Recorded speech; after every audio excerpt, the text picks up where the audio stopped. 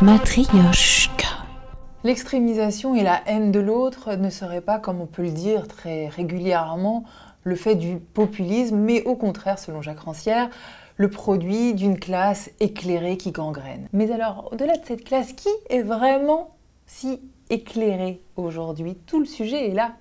On a tous l'impression d'être un petit peu plus futé, un peu mieux informé, de mieux saisir les enjeux que son voisin. Jacques Rancière analyse tout de suite pour nous ces nouveaux clans de crétins et de malins, ou vice-versa.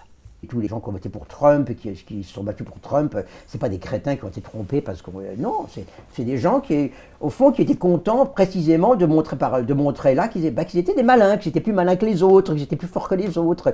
Et voilà, donc il faut essayer de lutter au fond contre l'idée de l'intelligence qui pense qu'on est intelligent et les autres sont bêtes. C'est ça le fond du problème, quoi. Expliquez-moi plus ça, parce que je ne suis pas assez intelligente pour le comprendre du premier coup, mais je suis sûre qu'on touche un truc. Cette idée de l'égalité des intelligences, donc. Ouais. Emprunté donc à Joseph Jacotot, il y a ça fondamentalement, l'idée qu'on est intelligent par l'intelligence qu'on suppose chez les autres. C'est-à-dire que, disons, il y a une forme d'intelligence égale, quoi, c'est-à-dire qui suppose qu'on s'adresse à des égaux dans un monde où on suppose que toutes les intelligences possèdent une semblable capacité, quoi. Une semblable capacité, voilà. Alors, bon, donc c'est une affaire de respect. C'est une affaire de respect, mais pas de respect au sens seulement de je vous tire mon chapeau, quoi. C'est-à-dire je parle à des égaux, quoi. Voilà. Et ça, c'est quelque chose qui est quelque chose de fondamental, et fondamental qui en même temps qui est toujours à réinventer, parce que parler à des égaux quand on parle à des gens effectivement qui sont vos élèves, ben c'est pas évident, quoi. Il y a toujours au fond comme des espèces d'équilibre à rétablir, quoi. Bon, bah, j'écris un livre, j'ai étudié 5 ans, 10 ans un truc, bon, effectivement, j'en sais plus sur cette chose que ceux qui n'y ont passé 0 jour, quoi. Et en même temps, je dirais, l'important, c'est que j'en parle comme à des gens qui peuvent immédiatement s'emparer de ce que je dis.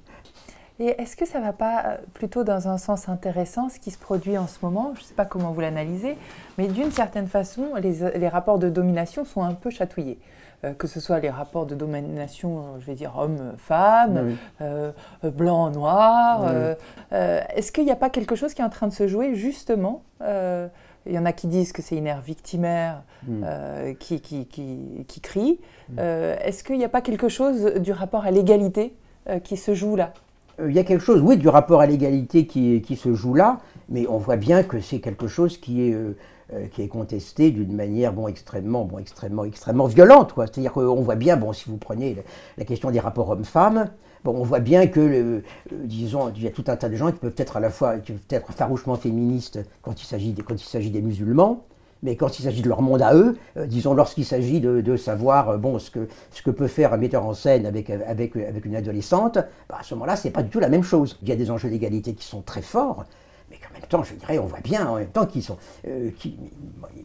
il faut justement un petit peu aider à construire le monde dans lequel ce soit entendu, quoi, dans lequel effectivement le fait qu'on pense que c'est pas absolument normal qu'il faille coucher avec le metteur en scène pour avoir un rôle, quoi.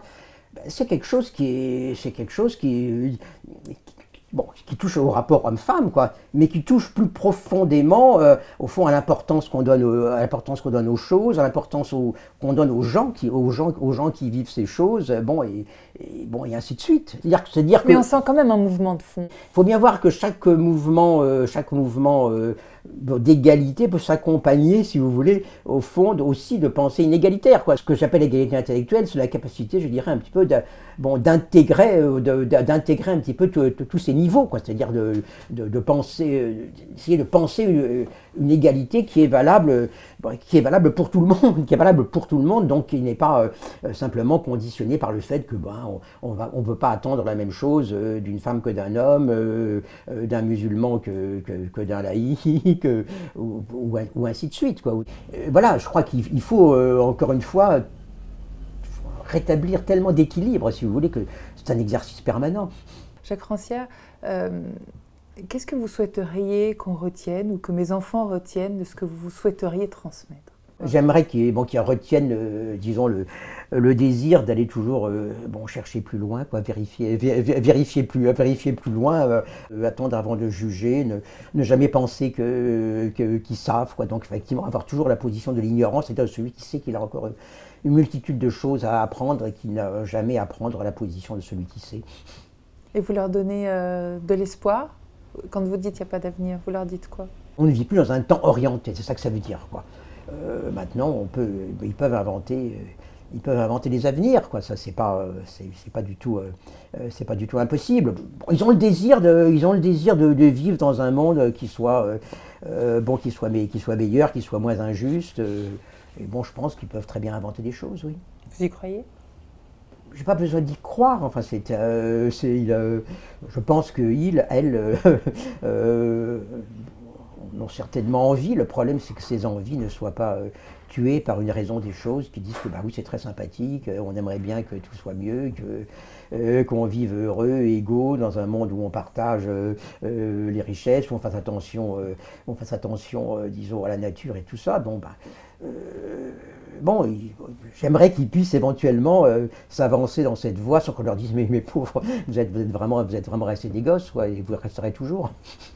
Rester dans la position de l'ignorant. Merci Jacques Rancière. C'est peut-être ça qui nous permettra de réorganiser autrement le monde pour les générations futures et peut-être de rétablir des équilibres. Merci beaucoup à vous de nous avoir accordé votre temps. C'était un honneur quand même d'avoir Jacques Rancière dans Matryoshka. Et puis surtout, merci à chacun de vous qui nous suivez d'entretien en entretien, d'interview en interview, d'épisode en épisode. Vous êtes de plus en plus nombreux à nous accompagner, à vous abonner, à nous regarder, à partager, à commenter. On en est absolument ravis et sachez qu'on va continuer. Alors si vous avez des intervenants dont vous auriez envie d'entendre la pensée, eh bien n'hésitez pas à nous dire. Et comme on l'a déjà fait, eh bien on les invitera et on partagera avec vous notre entretien. Moi je vous dis à très bientôt pour un prochain Matryoshka et je vous embrasse. Salut!